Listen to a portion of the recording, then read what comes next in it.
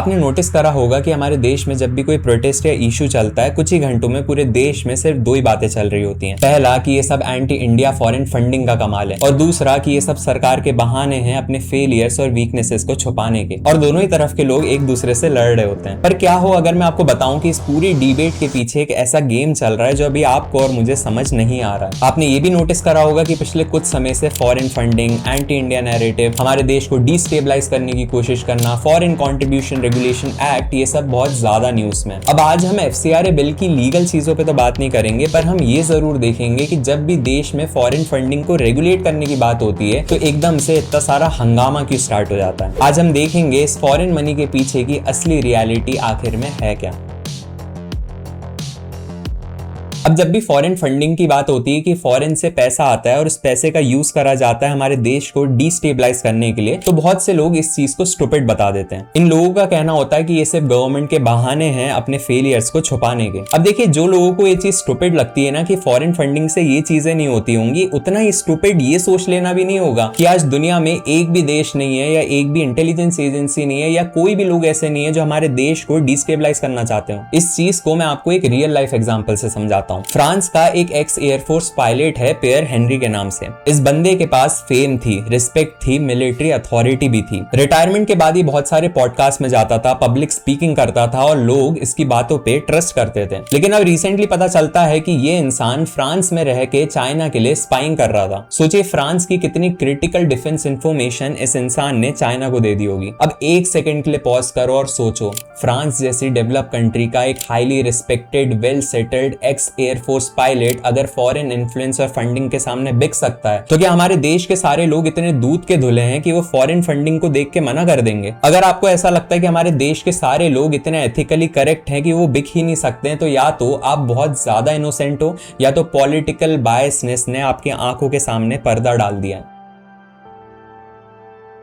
अब जब आप अपनी पॉलिटिकल बायसनेस को साइड में रख के इस इशू को देखोगे ना, तब आपको समझ में आएगा कि ये कितना बड़ा नेशनल सिक्योरिटी कंसर्न है। सभी मेजर नेशंस में आपको ऐसे हजारों एग्जांपल्स मिल जाएंगे जहां पे लोगों को और इंस्टीट्यूशंस को बाय आउट किया जाता है। फॉरेन फंडिंग के थ्रू इन लोगों को और इंस्टीट्यूशन को पैसा भिजवाया जाता है और फिर यही लोग उसी देश में रहकर देश के खिलाफ नेगेटिव प्रोपेगेंडा फैलाते हैं। और इसी वजह से जब भारत अपने फॉरेन कॉन्ट्रीब्यूशन रेगुलेशन एक्ट को स्ट्रिक्ट करने की बात करता है ताकि इन फॉरेन मनी पर नजर रखी जा सके कि कहीं हमारे नेशनल इंटरेस्ट के अगेंस्ट तो यूज नहीं हो रहा है, तो एकदम से ग्लोबल मीडिया और वेस्टर्न पॉलिटिशियंस ड्रामा क्रिएट करने लगते हैं। रिली मोर जैसे यूएस पॉलिटिशियन ने तो ये तक कह दिया है कि FCRA बिल क्रिश्चियंस पर एक अटैक है, जो कि बिल्कुल इलॉजिकल बात है। लेकिन यहाँ पर आता है सबसे बड़ा ट्विस्ट। आपको पता है अमेरिका खुद क्या करता है? अमेरिका के पास 1938 का एक लॉ है जिसका नाम है फेरा, फॉरेन एजेंट्स रजिस्ट्रेशन एक्ट। अगर कोई भी इंसान या NGO फॉरेन मनी का यूज करके अमेरिका में प्रोपेगेंडा फैलाता है तो उसे ये क्रिमिनल की तरह ट्रैक और प्रोसिक्यूट करते हैं। तो मतलब कोई वेस्टर्न कंट्री अगर फॉरेन मनी को ट्रैक करने की कोशिश करे तो वो नेशनल इंटरेस्ट है, पर यही सेम चीज जब भारत करने की कोशिश करता है तो वो एकदम से डिक्टेटरशिप बन जाता है।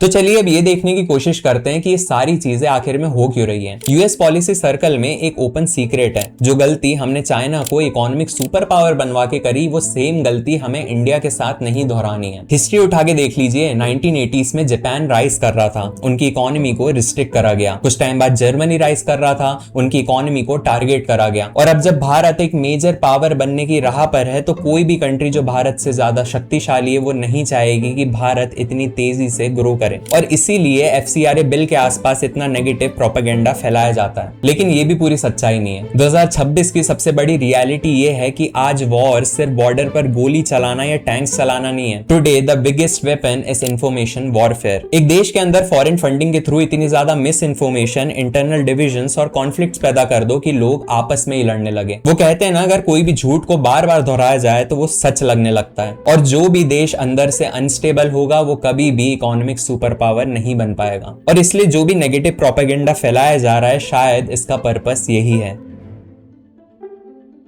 अब आपकी पॉलिटिकल आइडियोलॉजी चाहे लेफ्ट हो, राइट हो या सेंटर हो, एक चीज याद रखिए कि गवर्नमेंट जहां भी गलत हो हमें उनका क्रिटिसिज्म करना है। लेकिन इस क्रिटिसिज्म के नाम पर अगर बाहर से पैसा आके देश की इंटरनल स्टेबिलिटी को हाईजैक करे तो ये क्रिटिसिज्म नहीं, इंफॉर्मेशन वॉरफेयर है। आप अगर पॉलिटिकल बायसनेस को साइड में रख के चीजें देखोगे तो सच्चाई साफ दिखाई देगी।